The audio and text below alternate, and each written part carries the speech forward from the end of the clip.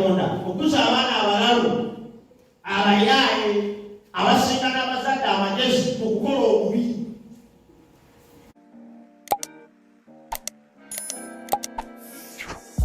Obeera ne TV nga bakusinga okugitegeera n'okugitega. Bwe nolowooza bamanyi mawulire gukka naye nga bamanyi n'ebirala. N'obupeesa obuli ku limoti tolina kubumanyi okugyako akakyusa. Naye nga bwo buli akaliko n'ekyakakola bakategeera. Bakusinga tekinologiya. Ekyali mu nteekateeka ya Katonda okubeera mu nsi ejjudde amaziga, okubeera mu nsi ejjudde okukaaba, okubeera mu nsi ejjudde okulumwa. Bwe tukolera emirimu naye nga n'emirimu gye tukola oluusi tegivaamu bulungi. Bwe tukolera n'amaanyi mangi ate tufuna kitono. Ekibi ekyajja mu nsi kye kyayonoona enkolagana y'omuntu ne Katonda. Kyekyattattana byonna bye tulabako olwaleero ebyandibadde ebirungi. Olaba ensi efaanana bwetyo ng'ekibi kimazeeko emyaka egisuka akakaaga. Lowooza bwe yali efaanana kale kinnaba kujja. Olw'ekyalinamu n'aboogera amazima. Ku gino emitima egyonoonese Bayibuli gyegamba nti omutima mulimba okusinga ekintu kyonna, naye olaba tukyalinayo abantu abakyayogera amazima. Lowooza amazima agali mu kiseera ekibi tekinnaba kubaawo. Olaba tukyalinamu abalumirirwa abalala n'obusaasizi obutonotono n'akantu akatonotono ak'okusinza Katonda. Lowooza ku nsi mwe yali ng'ekibi tekinnaba kugiya amaanyi erwakozesa mu kusinza Mukama. Lwekyo basoma ne bannyamu waliwo ekyagwawo. Waliwo ekyali okugawaana kiyitibwa kibi. Ekibi kyekyayonoona enteekateeka ya Katonda eri omuntu. Era pulaani ya Katonda yonna eri omuntu asobola okusinza olwaleero kwe kukakasa nti amujja mu bizibu by'ekibi awamu n'ebikivaamu. Katonda talina bizinesi ndala eri mwana wa muntu okujjako okumulokola okumujja mu kibi awamu n'ebyakivaamu. That is the only business of the Bible. Bible niyo teyina mulimu mulala gy'oli. Newankubadde abamu bagenda bagiweta. Baagala kuyita muyo balonde ebyapa mannya gaabwe. Baagala kuyita muyo bafune obuzaabu. Baagala kuyita muyo bafune visa nga bakibasasulidde naye nga babasulidde babamanyi. Baagala kuyita muzo bajje mu kusinza nga batambuza bigere baddeyo nga bavuga motoka. Naye newankubadde nga Bayibuli oyinza ogikwata n'ogiweta mu ngeri yonna gye wandyagadde, erina omulama gwetevaako. Omulama gwetevaako gwe guno ky'omwonoonyi ateekwa okulokolebwa awagula ekibi n'ebikivaamu. Haleluya. That is the purpose of the Bible. Era w'ova mu nsi muno nga bategedde bulokozi newankubadde ng'ofunye ebirala byonna, okubeerawo okwo ku nsi kuba kusaze Katonda. Nga bw'okola bizinesi n'ekusala n'osobola ennyaanya n'obutungulu ebivundira ku mudaala naye nga binneyibawo atunda, naye ng'ebyo bivunda gwe wateekawo olowooza nti oli bw'atunda nange wejja okutunda, nga weerabidde nti okutunda oluusi si kifu, oluusi atunda yemulamwa. N'otandikawo essomero kubanga waliwo eddala wali eririna abaana abangi, nga weerabidde nti ensonga eyinza okutaba kifu, eyinza okuba nkolagana ya muntu oyo nabantu baleetawo baana. Kati bizinesi n'ekusala essomero n'oliggalawo, akatale n'okajjawo, olw'edduuka n'oliggala. Nga bizinesi bw'eyinza okusala omuntu, n'omuntu yenna asobola okutula wano olwaleero bw'ova mu nsi muno ng'obulamu bwe tebutegedde bulokozi, Katonda obeera omusazi amagenda n'amadda. Abo balina kyakuganyuddwamu. Kaagali basiba ne bannyawo mu bubaka bw'olunaku olwaleero ekibi kyayonoona ne kiteekawo olukonko wakati waffe ne Katonda. Olukonko wakati waffe ne Katonda y'ensibuko ya buli kizibu ky'olabako amaaso g'olwaleero. Mukyala wo bw'akunyiiza omanyanga nti olukonko lw'ekibi lwe lumuletedde okufaanana bw'atyo. Katonda yatonda bakazi baakunyiiza babbaabwe. N'olwo omukazi gweyogera naye bulabe bino yogedde ebigambo ebitegeerekeka nga tebyamwoyo, siraga nti byamwoyo byamwoyo. Bali tujje tusabe ng'ekigambo kyeyogedde kitegeerekeka mu busemeresi wamusangamu eyakusookamu. Busare uongo. Ndio somo. Na mukazi mwanda wamuwasasi wa mulala. Ngebigo byogera bya mwoyo. Mwenye tusabe. No kulia mchao, ngechama sema tagenda kusaba.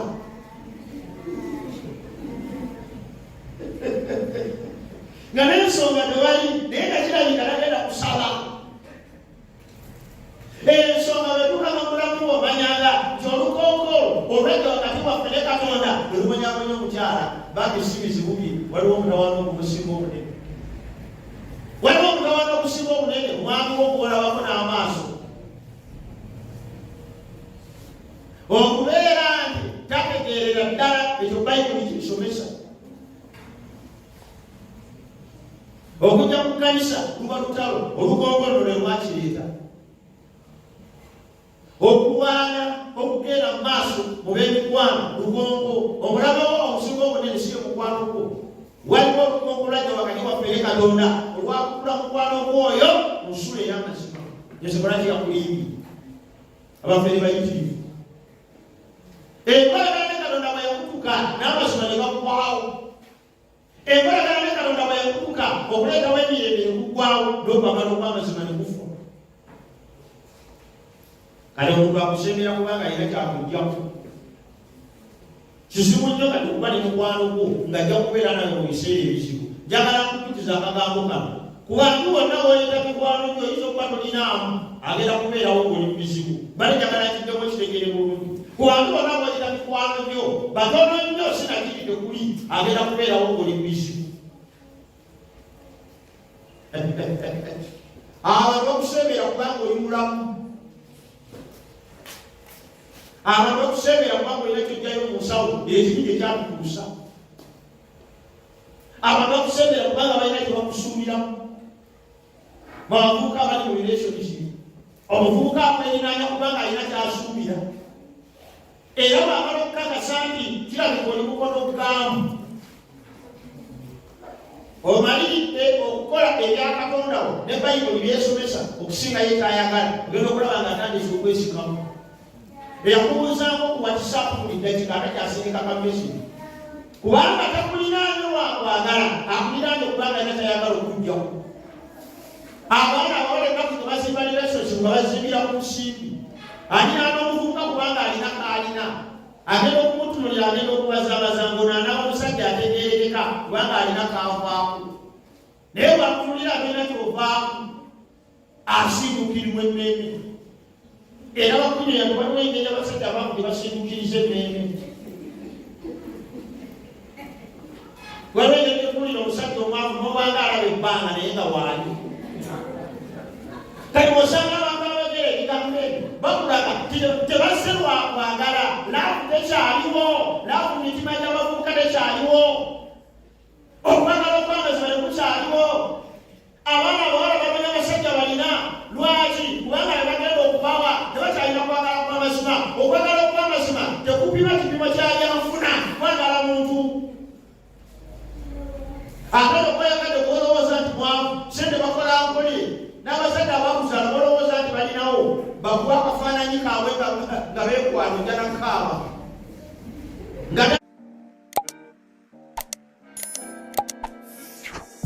n'ekito kyakisibidde ku ddyo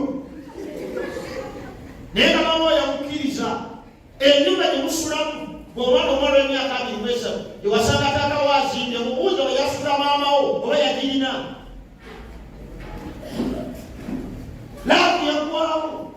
Ekibi kyakuleetera obuzibu. Yingira ku kizibu ekinene lwaki tetagala reconciliation. Kyonoonyera omukwano mu bavubuka ne bukyaliwo. I miss you, I miss you, I miss you until when beebase bonna. Kasamala okubaka bonna I miss you ng'evaawo onjagaza ati.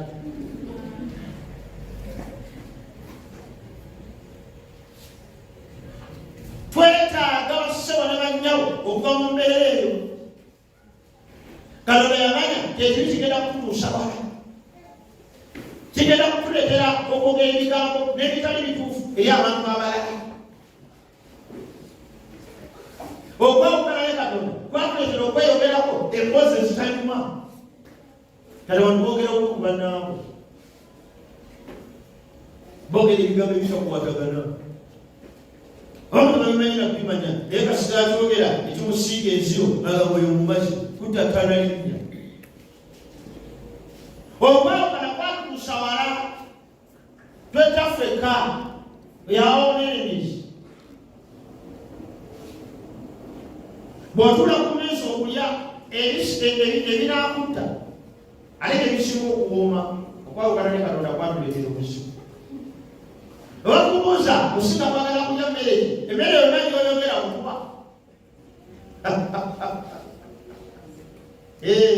yesu lwaki bw'okulaba okaddiwa byonna babikuggyako ebintu byolaba bye bajja ku bantu nga bakuze omanya nga nakuvuuka birina kubiri. Tuli balabe babulamu bwaffe ne ku mmeeza kwe tuliira emmere. Tuli balabe ababa kwe tulina nabo mu maka. Mwobeera mu maka ng'omukazi ali awo ng'olowooza mulina future naye nga gwolirayo omusajja gw'ozimba naye future azimba ya mulala. Kati wano okola nnyo okolerera amaka okomawo bukyali olabirira abaana bammwe kubanga mu myaka 2 mu maaso gwe ne Ssaalongo oba ne Naalongo oba ne mukyalawo simanyi linnya lyonna ly'oyita nga mu myaka 2 mu maaso mweyongera okuba obulungi n'okoma wanoonya mukene n'osula enjala mubeeko ne kyemukola naye nga gw'oli naye okukolera future akola ya mulala.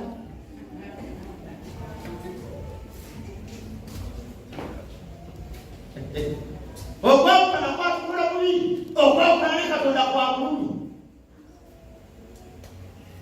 Kukuleetera okulera olubuto. Emyezi 9 osanga abaana abalenzi 4 oyagalayo akawala ne kabeera mu lubuto ne biba ne kukugamba nti ddala kaana akawala kali mu lubuto olunaku lw'okazadde ne kafiirawo naye ng'olusudde emyezi 9. Okwawukana ne Katonda kyali painful. Kyakulekako ebizibu byotalabanga. Niyazaala abaana bonna ne bakula naye omukyala gwe nasinga n'ekiweesa eyo yazaala abaana 9 namusanga ine emyaka 89. Yazaala abaana 9 newe namusinkanira ng'abaana baafa yeye yasigalawo. Kyokka bwe baafa ye n'asigalawo olw'okuba yali mukulu nnyo. Baganda b'omwami eyali yafredda yafumbirwa. Bwe yafumbirwa ne bazaala abaana 9. Omwami n'afa mu lutalo n'abaana bonna 9 ne bafa ne baggwawo n'asigalawo n'ennyumba n'ettaka omwami lye yamulekera. Baganda b'omwami ne bajja bonna ne babimujja kubanga talina mwana. Ku myaka 7 ku myaka gy'alina 63 ne bamugoba mu nnyumba eyo namusanga kiweeseyo nga bamusuza busuza.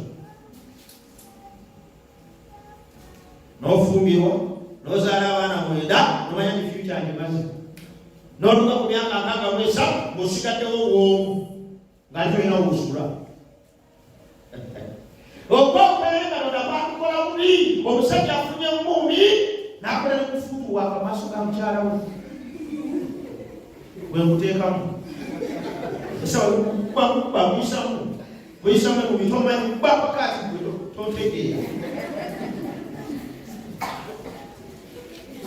Njagala lowooza ku mukyala omusajja eyagwana omuwala ng'omuwala taliiko n'amugamba nkwagala nnyo okusinga okwagala kwonna okw'ensi yonna. Gwe mukazi asinga abakazi abalala bonna. Bwe kulowoozaako seebaka n'emmere sikyagirya kati. Bwe baasala oluguudo efo gyogenda endeeba ngenda kabowa nga lw'okumazeeko okutegeera engeri yokka ey'okufuna emirembe egoze. Mukazi watu n'abirowooza n'afumiitiriza n'akulira ewaabwe abadde alyanywa n'akulira abazadde n'akulira mikwano gye n'akulira obulamu bwe bwonna ng'agenda kusingako omuleeso abukayuge ajje ewuwo. N'akola misiiyo n'agamba kale kagende basse baggala kubanga akakasizza nti anjagala nnyo. N'ajja ewuwo naye bafukuwa kuteekamu.